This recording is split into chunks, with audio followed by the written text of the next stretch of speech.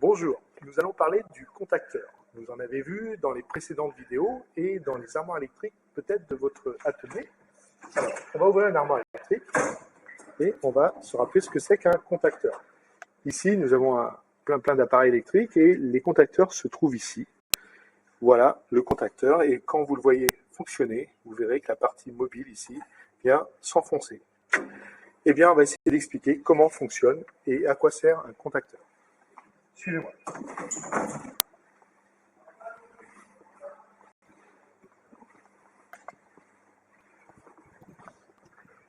Alors, avant de parler du contacteur proprement dit, on va parler un petit peu du moteur électrique, puisque les contacteurs que nous utilisons sont souvent utilisés pour démarrer les moteurs. Nous allons, pour commencer, démarrer un moteur sans contacteur. Donc déjà, un moteur triphasé, ça marche comment? Eh bien, à l'intérieur, on a des enroulements, on a 3 enroulements, et chaque enroulement est relié ici à ces bornes ici. Si j'amène une phase sur chaque enroulement, le moteur va tourner. On va faire l'expérience. J'ai ici les 3 phases de mon alimentation, phase 1, phase 2, phase 3, avec du 400 volts entre phases.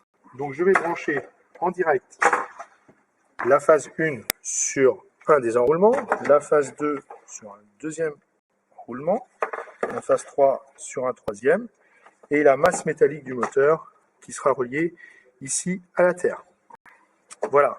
Donc maintenant, si je mets sous tension mon armoire électrique, eh bien le moteur va recevoir les trois tensions et il devrait se mettre à tourner. Je vais mettre sous tension et le moteur devrait démarrer. Attention, vous êtes prêts? Je suis prêt. Voilà, le moteur tourne parce qu'il reçoit la bonne tension sur chacune de ses phases. Maintenant, j'arrête le moteur. Maintenant, l'idée c'est de pouvoir démarrer le moteur, mais sans passer par la coupure générale de l'alimentation. Donc c'est pouvoir démarrer le moteur avec des interrupteurs. Alors, on ne peut pas mettre un seul interrupteur puisqu'on a vu qu'il y avait 3 phases. Et donc, s'il y a 3 phases, il nous faut couper les 3 phases. On va quand même faire le montage. Donc, j'ai coupé ici. Je vais désassembler. Je laisse la terre, parce que de toute façon, elle restera tout le temps. Et je vais mettre ici 3 interrupteurs. Un pour chaque phase. Ce sont des interrupteurs normaux. Hein. Et donc, je vais brancher la tension d'alimentation sur le premier, deuxième phase sur le deuxième, troisième phase sur le troisième, et le moteur en sortie des interrupteurs. Ce qui nous donne un schéma, que vous pouvez venir voir ici, un schéma de ce type-là. Est-ce que vous voyez? On voit bien. On voit les 3 phases, 1, 2, 3 phases, qui arrivent sur les 3 commutateurs, et quand je vais fermer les commutateurs, eh bien le moteur recevra la tension. Ce qu'on avait fait en premier, c'était en direct. D'accord. D'accord, à ne pas faire, bien sûr. Ça non plus à ne pas faire, mais c'est pour expliquer un petit peu. D'accord, on va faire. Alors là, maintenant, petit problème, c'est que là, je vais devoir intervenir sur le circuit avec, ici, il y a du métal, ici, on aura du 400 volts. Donc là, il vaut mieux que je m'équipe avec des équipements de protection individuelle.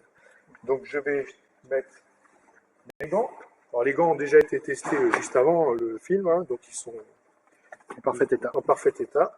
Ils ne sont pas percés. Une blouse, donc. Une blouse, un tapis isolant au sol, et puis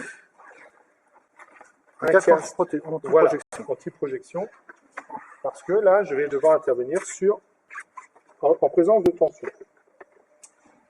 Donc je mets tension ici. Donc actuellement, là, en fermant mon disjoncteur, ici, j'ai la tension sur ces 3 fils.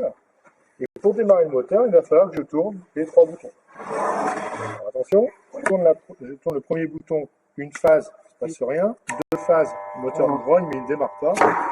Et 3 phases, le moteur démarre. Très bien. Je vais arrêter. Donc, on voit que ce n'est pas très pratique comme solution pour démarrer un moteur, parce qu'il va falloir que j'intervienne avec des gants et que je tourne 3 boutons tournants en même temps, enfin, le plus vite possible, avec le risque d'en oublier un aussi, ce qui ne ferait pas du bien au moteur. Alors, pour ça, pour pallier à ce problème, nous allons passer par un contacteur, puisque dans le contacteur, nous avons 3 contacts qui peuvent se fermer en même temps. C'est ce qu'on appelle les pôles du contacteur. Je vais vous montrer ça tout de suite. Donc un contacteur, voilà, comme vous avez vu tout à l'heure dans l'armoire, et bien sur le contacteur, nous avons 3 contacts principaux, 3 pôles, ici, qui sont repérés par les bornes 1, 2, c'est le premier pôle, 3, 4, 5 et 6. Donc, vous pouvez regarder sur le schéma. Ici, nous avons la représentation symbolique du contacteur. Voilà, représentation symbolique des pôles du contacteur. Donc avec 1, 2, 3, 4, 5, 6. Et un petit pointillé qui signifie que quand on ils sont liés mécaniquement entre eux. C'est-à-dire que lorsque j'appuierai ici, sur la partie mobile, ça revient à fermer les 3 pôles en même temps. Et ça fera donc tourner le moteur. Voilà, donc on va démonstration.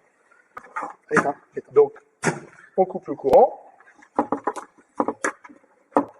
Voilà, j'enlève ma plaque à boutons. Hop.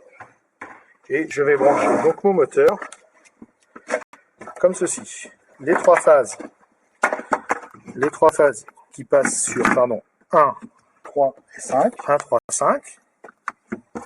On voit que c'est marqué aussi L1, L2, L3. Oui, qui correspondent aux 3 phases. En général, on les nomme par 1, 3, 5. Et sortie vers le moteur en 2, 4, 6. 2, 4. C'est les numéros qui sont marqués ici. Et 6, d'accord, comme on l'a vu sur le schéma. Et donc, quand je mettrai la tension et que j'appuierai là, eh bien, ça aura pour effet de fermer les trois contacts en même temps. Faisons-le. Alors, pour ça, je vais remettre mes EPI. Alors, je mets la tension, ici et là. Donc, le moteur ne démarre pas comme prévu, puisque là, on a nos 3 contacts ici. Qu'on peut voir ici sur le schéma, les 3 contacts sont dans cet état-là, c'est-à-dire ils ne laissent pas passer le courant. Maintenant, si j'appuie ici manuellement sur la partie mobile, le moteur vient de démarrer. Et là, j'ai fermé les trois contacts en même temps. Si on relâche la pression, ça s'arrête tout seul. Il y a un ressort. Alors, ce qu'il faudra maintenant, c'est pouvoir commander cette chose-là sans utiliser un tournevis. Bien entendu. D'accord. Alors, on va couper. Alors, on va voir maintenant que dans un contacteur, il y a une bobine.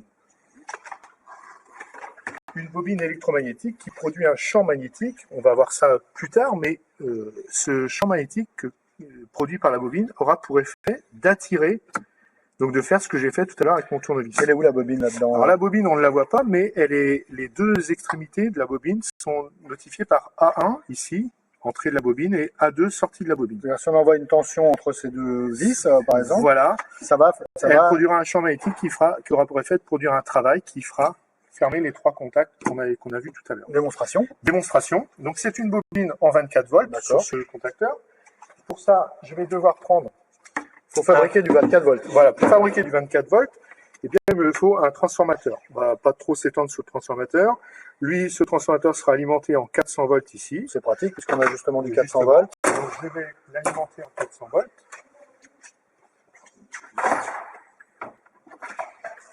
Ici, là. Donc, je vais prendre une première phase, le courant est coupé, une première phase que je vais amener ici. Une seconde phase, n'importe laquelle, que je vais amener là. Donc là, quand il y aura la tension ici, j'aurai une tension de 24 volts ici. Entre le fil bleu et le fil rouge. Voilà. Et donc, je vais amener la tension directement ici sur ma bobine. Ouais. Donc là, j'ai plus besoin de gants. Je vais pouvoir mettre sous tension mon installation. Alors, dès que je vais mettre sous tension, eh bien, la bobine recevra, et comme il n'y a pas d'interrupteur sur cette bobine, elle va envoyer directement de la tension sur l'électrode. Voilà. Et donc, ça a pour effet d'actionner le contacteur. Et donc, dès que vous allez mettre le courant, finalement, le moteur va tourner, si j'ai bien compris. Voilà, normalement, si tout se passe bien. On y va? On met le courant. C'est le cas. Ça fonctionne. On peut voir que le contacteur, effectivement, il est enfoncé. Voilà. Ok, très bien. Merci. Alors maintenant, on peut peut-être regarder le schéma. Voilà, donc là, en fait, on vient de faire à peu près ce schéma-là. Enfin, ce schéma est un peu plus chiadé, on va dire, puisque ici, vous reconnaissez donc notre transformateur. Ici, vous reconnaissez, alors c'est la symbolisation de la bobine qui attire les 3 contacts. Et sur ce schéma, on a rajouté un interrupteur. Ça, c'est plus amusant, c'est plus malin, puisque en fait, quand on va actionner cet interrupteur, on va agir sur du 24 volts. Et voilà, dès que le 24 volts arrivera sur cette bobine, eh bien, les contacts vont se fermer. Et donc, je pourrai actionner ça sans gants, puisque je serai sous une tension faible de 24 volts. Le 24 volts n'est pas dangereux, alors. N'est pas dangereux. Et donc, et puis, je n'ai qu'un seul contact à actionner pour fermer les 3 contacts ici. Ah, d'accord, d'accord. Allons-y, démonstration. Allons-y, démonstration. Si je vais reprendre un seul bouton, d'accord? Donc, je vais passer ici. Je rentre dans ce bouton ici. Je ne sais pas si vous comprenez le schéma. Moi, j'arrive à comprendre. Hein. En fait, on va passer la phase va passer par l'intermédiaire d'un interrupteur, tout simplement. Voilà, exactement. Voilà. Donc on va quand même refaire le. Donc voilà, la phase, disons le 24 volts, phase 24 volts, rentre non plus directement sur la bobine, mais par un interrupteur. Je sors de cet interrupteur, je rentre dans A1, d'accord, et puis le retour vers le neutre du transformateur. Donc voilà, donc je viens de reproduire ce schéma ici, que vous pouvez revoir ici. C'est exactement ça qui est câblé, d'accord. Voilà, donc là, pareil, donc pas besoin de gants cette fois-ci, puisque il n'y a pas de souci, je suis en 24 volts, même s'il y avait un défaut d'isolation ou quelque chose comme ça, je ne risque rien. D'accord. Je vais mettre sous tension. Voilà. Oui. Et donc là, le moteur ne fonctionne pas, c'est normal, puisque le bouton est d'accord. Et là, je vais fermer. Voilà, je démarre le moteur, je l'arrête, je démarre, donc je ne sais pas si vous voyez. Donc, si, on voit bien, on voit bien. Voilà. Quand j'actionne ça, finalement, j'envoie des... Vas-y, refais un petit peu quand même. Voilà. Finalement, c'est une sorte de télécommande en 24 Exactement. Donc là, on voit maintenant qu'il y a, je vais couper, qu'il y a deux circuits. En fait, on a le circuit de commande. Dans le circuit de commande, on a tout ce qui va permettre la commande de la bobine. D'accord. Donc c'est un circuit. Donc en général, on utilise des couleurs et des sections différentes lorsqu'on câble. Et on a le circuit de puissance qui lui est relié sur les pôles du contacteur. Alors on peut le voir aussi sur le schéma, hein, le circuit de puissance. Voilà. Alors le circuit de puissance, c'est très simple. Le circuit de puissance, c'est celui qui inclut les pôles du contacteur et le récepteur au final qu'on veut faire fonctionner. Là, c'est un moteur, mais on pourrait imaginer des résistances électriques ou quelque chose d'autre. Hein. D'accord. Et le circuit de commande, donc? Le circuit de commande, lui, il démarre sous le transformateur. Hein. C'est-à-dire la plus basse tension. La plus basse tension ici, et là, on a le circuit qui inclut la bobine. Donc là, on a mis pour l'expérience un commutateur de position, mais ça pourrait être un thermostat, ça pourrait être un pressostat ou n'importe quel autre organe qui ferait que ça démarre automatiquement le moteur lorsqu'il se ferme électriquement. D'accord, donc on aura l'occasion de revoir dans plein d'exemples possibles. Tout à fait, là c'est exactement la même façon. Là, on montrait ça pour expliquer comment fonctionne le contacteur. Eh bien, merci Monsieur Lucas. De rien.